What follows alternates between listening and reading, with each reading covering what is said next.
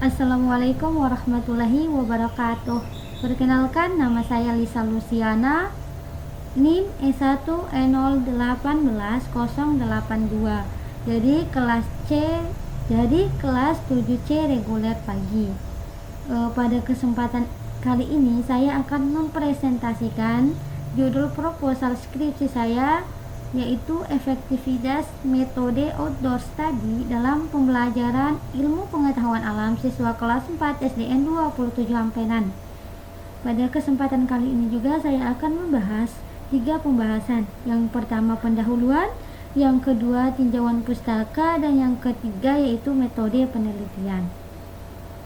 Langsung saja saya akan membahas yaitu bab 1 pendahuluan. Yang pertama, latar belakang. Belajar mengajar yang dilakukan tidak hanya terbatas pada ruangan kelas. Dalam pembelajaran, pendidik memberikan tugas dan siswa mengerjakannya. Guru memiliki strategi mereka sendiri untuk mengajar.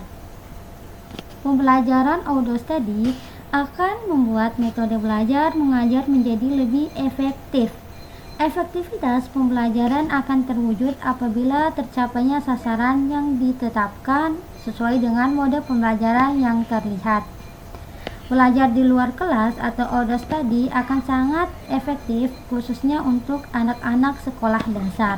Hal ini sejalan dengan pembelajaran yang sedang berjalan di sekolah saat ini, yaitu pada kelas 4 tema 3 subtema 1 pembelajaran 3 mengenai hewan dan tumbuhan di lingkungan rumahku. Berdasarkan latar belakang, maka rumusan masalahnya adalah sebagai berikut. Yang pertama, bagaimana perencanaan dan pelaksanaan metode outdoor study dalam pembelajaran ilmu pengetahuan alam siswa kelas 4 SDN 27 Ampenan. Terus yang kedua, bagaimana perencanaan dan pelaksanaan metode outdoor study dalam pembelajaran ilmu pengetahuan alam siswa kelas 4 SDN 27 Ampenan. Tujuan penelitian ini yang pertama untuk mengetahui perencanaan dan pelaksanaan metode outdoor study dalam pembelajaran ilmu pengetahuan alam siswa kelas 4 SDN 27 Ampenan. Terus yang kedua, untuk mengetahui efektivitas metode outdoor study dalam pembelajaran ilmu pengetahuan alam siswa kelas 4 SDN 27 Ampenan. Manfaat penelitian di sini yaitu ada 2. Yang pertama manfaat teoritis dan yang kedua manfaat praktis. Manfaat teoritis yaitu penelitian ini diharapkan dapat menambah wawasan serta ilmu pengetahuan di bidang pendidikan. Terus yang selanjutnya yaitu manfaat praktis. Yang pertama bagi guru. Diharapkan penelitian ini dapat menambah informasi guru tentang efektivitas metode outdoor study dalam pembelajaran ilmu pengetahuan alam siswa kelas 4 SDN 27 Ampenan, serta dapat mendukung guru agar melakukan inovasi tentang metode pembelajaran agar lebih efektif. Terus yang kedua, manfaat bagi siswa. Melalui penelitian ini diharapkan siswa dapat lebih tertarik untuk belajar, sehingga motivasi dan hasil belajar siswa bisa lebih baik. Yang ketiga yaitu manfaat bagi sekolah. Hasil penelitian diharapkan dapat membantu pihak sekolah mengetahui metode pembelajaran yang efektif untuk belajar siswa. Terus yang keempat, manfaat bagi peneliti. Penelitian ini dapat menambah pengetahuan peneliti serta sebagai syarat untuk menyelesaikan S1. Terus yang terakhir, manfaat bagi peneliti selanjutnya. Diharapkan melalui penelitian ini dapat menambah referensi peneliti selanjutnya yang ingin meneliti dengan judul yang sama. Selanjutnya yaitu definisi operasional. Menurut Beni 2016, efektivitas adalah hubungan antara hasil dan tujuan, atau dapat juga dianggap sebagai bagian seberapa jauh tingkat hasil, pengaturan, dan metodologi suatu proses. Ada beberapa indikator efektivitas pembelajaran. Yang pertama yaitu kualitas pengajaran. Kualitas tenaga pengajar adalah tingkat penyajian informasi atau kemampuan membantu siswa mempelajari materi. Kualitas tenaga pengajar terlihat dari proses dan hasil pembelajaran. Terus yang kedua, tersedianya pengajaran yang memadai. Pengajaran yang memadai adalah tingkat di mana seorang guru siap untuk mengajar siswa mata pelajaran baru, yaitu pengetahuan dan keterampilan yang mereka butuhkan untuk belajar tetapi belum menguasai. Terus yang ketiga, keseriusan. Guru mendorong siswa untuk mengerjakan pekerjaan rumah dan mempelajari materi. Terus yang terakhir, durasi. Siswa diberikan durasi yang cukup ketika sedang menjelaskan suatu pembelajaran. Efektif dalam belajar bisa terlihat dengan selesainya materi yang diberikan dengan durasi yang sesuai ketentuan. Selanjutnya yaitu faktor-faktor yang mempengaruhi efektivitas pembelajaran, kualitas pengajaran, yaitu yang pertama faktor guru yang memiliki pola belajar sendiri. Terus yang kedua, sikap siswa dengan keterampilan dan kepribadian yang berbeda. Terus yang selanjutnya faktor kurikulum antara guru dan siswa untuk mencapai tujuan pelajaran yang diharapkan. Terus yang terakhir, faktor lingkungan, situasi di mana pengalaman belajar muncul. Selanjutnya yaitu bab 2, tinjauan pustaka. Menurut Vera 2012, outdoor study yaitu kegiatan belajar di luar kelas. Beberapa orang melakukan aktivitas dengan terlibat langsung secara nyata. Kelebihan metode outdoor study ini yang pertama, beradaptasi dengan lingkungan. Terus yang kedua, mengetahui pentingnya keterampilan, kehidupan, dan pengalaman hidup. Terus yang ketiga, dapat memahami secara optimal. Terus yang keempat, belajar dalam suasana yang nyaman. Terus yang kelima, bahan ajar yang nyata. Terus kekurangan metode outdoor study di sini, yang pertama, siswa bisa ikut karena tidak ada di kelas. Terus yang kedua, sulit berkonsentrasi. Terus yang ketiga, memerlukan waktu yang lama. Terus yang keempat, pengelolaan kelas lebih sulit. Yang terakhir yaitu kondisi cuaca yang tidak dapat diprediksi. Selanjutnya yaitu langkah-langkah pelaksanaan metode outdoor study. Yang pertama, langkah-langkah persiapan. Pada tahap persiapan, guru dan siswa membuat kesepakatan tentang waktu studi ilmiah. Beberapa prosedur yang diikuti dalam langkah persiapan ini yaitu sebagai berikut. Yang pertama, mengidentifikasi topik yang diminati dan sesuai dengan kurikulum. Terus yang kedua, guru mengidentifikasi halaman sekolah sebagai tempat berlangsungnya proses pembelajaran. Terus yang ketiga, guru menyebutkan aturan-aturan yang dipatuhi selama pembelajaran. Dan yang keempat, berlangsung di ruang sekolah. Langkah-langkah implementasinya. Langkah ini adalah melakukan kegiatan pembelajaran di situs sekolah sesuai dengan rencana yang ditetapkan selama persiapan. Kegiatan pembelajaran dimulai dengan guru menjelaskan apa yang diajarkan terpelajar. Siswa mengamati sesuai materi yang ditentukan di ruangan sekolah. Siswa kemudian dapat memperoleh informasi tentang pernyataan guru. Terus yang terakhir itu langkah tindak lanjut. Tindak lanjut ini yaitu semua siswa berdiskusi dengan guru, mendiskusikan hasil kegiatan yang dilakukan. Setiap siswa wajib melaporkan hasil kegiatan mereka yang didiskusikan bersama. Guru dapat meminta umpan balik dari siswa. Pelajaran IPA. Menurut Rustaman 2011, IPA merupakan proses yang menghasilkan pengetahuan.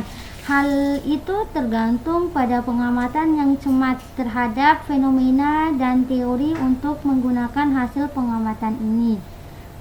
Hakikat pembelajaran IPA menurut Puskor dalam Farida 2016. Yang pertama yaitu perilaku. Perilaku terdiri dari rasa ingin tahu tentang objek, fenomena alam, makhluk hidup, dan hubungan sebab untuk menciptakan masalah baru yang dapat dipecahkan dengan pendekatan yang tepat, berpikir terbuka. Terus yang kedua, proses atau prosedur untuk menyelesaikan masalah dengan menggunakan metode penelitian ilmiah yang terdiri dari perumusan hipotesis, eksperimen evaluasi, pengukuran, dan penyelesaian. Terus yang ketiga, produk segala yang berupa fakta, prinsip, teori, dan hukum. Ilmu mengandung 3 dimensi pengetahuan, yaitu pengetahuan profesional atau fakta, pengetahuan konseptual atau konsep, pengetahuan prosedural atau asas, hukum, hipotesis, teori, dan model. Terus yang keempat, dimensi pengetahuan metakognitif. Anderson dan Carwall dalam Farida 2016, pengetahuan saat ini mengandung unsur-unsur dasar yang digunakan oleh para ahli untuk menjelaskan, memahami, dan sistematis, biasanya dalam bentuk simbol terkait dengan makna atau simbol tertentu berisi informasi penting. Terus ruang lingkup pembelajaran IPA, yang pertama makhluk hidup dan proses kehidupan, yaitu manusia dan hewan. Terus yang kedua benda atau materi, sifat-sifat dan kegunaannya meliputi cair, padat, dan gas. Terus yang ketiga energi dan perubahannya meliputi gaya, bunyi, panas, magnet, dan lain sebagainya. Terus yang terakhir bumi dan alam semesta meliputi tanah, bumi, tata surya, dan benda-benda langit lainnya. Penelitian yang relevan. Yang pertama, efektivitas ordo study pada pembelajaran IPS kelas 8 SMP, keaktifan siswa meningkat 17,85. Terus yang kedua, efektivitas ordo study untuk meningkatkan hasil belajar geografi berdasarkan locus of control di SMA. Terus yang ketiga, efektivitas metode ordo study dalam pembelajaran IPA kelas 4.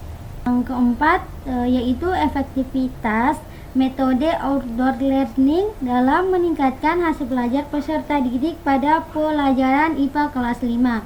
Terus yang kelima, efektivitas pembelajaran outdoor learning terhadap hasil belajar matematika kelas 7 SMP.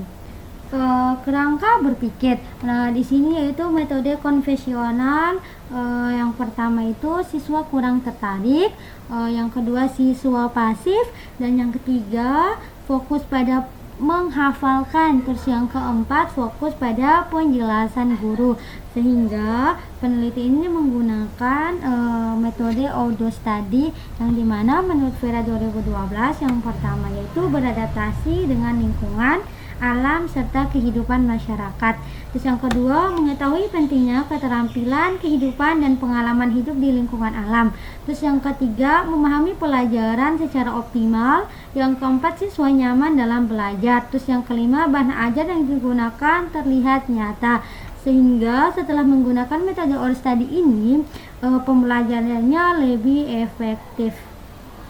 Selanjutnya yaitu bab 3, metode penelitian. Yang pertama itu jenis penelitian. Jadi penelitian ini menggunakan penelitian kualitatif dengan analisis deskriptif. Metode deskriptif merupakan metode penelitian yang berusaha menggambarkan dan menginterpretasikan objek sesuai apa adanya. Penelitian ini juga bisa disebut dengan penelitian non-eksperimen. Kedua, yaitu sumber data penelitian. Nah, sumber data penelitian di sini ada dua, yaitu sumber data primer dan sumber data sekunder. Nah, sumber data primer di sini yaitu menurut Subagiono 2009 menyebutkan bahwa data primer ialah data yang bisa dimiliki dari masyarakat, baik yang dilakukan melalui wawancara, observasi, dan lainnya. Terus yang kedua, sumber data sekunder. Data sekunder yaitu sumber data yang tidak langsung memberikan data kepada pengumpul data, misalnya lewat orang lain atau lewat dokumen, menurut Sugiono 2015. Yang ketiga yaitu metode pengumpulan data. Metode pengumpulan data yang digunakan peneliti di sini yaitu observasi, wawancara, dan dokumentasi. Nah, observasi di sini yaitu merupakan metode pengumpulan data yang dilakukan melalui pengamatan dengan catatan tentang keadaan dan perilaku objek yang dituju. Terus yang kedua di sini wawancara. Nah, wawancaranya ini dilakukan pada kepala sekolah, wali kelas, dan siswa kelas 4A SDN 27 Ampenan. Terus yang terakhir yaitu dokumentasi. Nah, dokumentasi di sini itu berupa foto atau enggak laporan tertulis. Keempat yaitu instrumen penelitian. Dalam penelitian kualitatif, yang menjadi instrumen atau alat penelitian adalah peneliti itu sendiri. Oleh karena itu, peneliti sebagai instrumen juga harus divalidasi seberapa jauh peneliti kualitatif siap melakukan penelitian yang selanjutnya terjun ke lapangan. Yang kelima yaitu teknik analisis data. Yang pertama itu pengumpulan data, terus yang kedua reduksi data, terus yang ketiga penyajian data, dan yang keempat verifikasi data. Nah, di sini pengumpulan datanya yaitu di lapangan dengan cara wawancara dan dokumentasi. Terus yang kedua reduksi data. Mereduksi data berarti merangkum, memilih hal-hal yang pokok, memfokuskan pada hal-hal yang penting, dicari tema dan polanya. Terus yang ketiga, penyajian data. Penyajian data dapat dilakukan dalam bentuk uraian singkat, bagan, hubungan antar kategori, dan sejenisnya. Dengan men-display data, maka akan memudahkan untuk memahami apa yang terjadi, merencanakan kerja berdasarkan apa yang telah dipahami tersebut. Terus yang terakhir yaitu verifikasi data. Langkah selanjutnya dari analisis data yaitu dalam analisis data yakni penarikan kesimpulan dan verifikasi. Kesimpulan awal yang dikemukakan masih sementara dan akan berubah bila tidak ditemukan data-data yang kuat yang mendukung pada tahap pengumpulan data berikutnya. Tetapi apabila kesimpulan yang dikemukakan pada awal didukung oleh bukti-bukti yang valid dan konsisten saat peneliti kembali ke lapangan mengumpulkan data, maka kesimpulan yang dikemukakan merupakan kesimpulan yang kredibel. Terima kasih.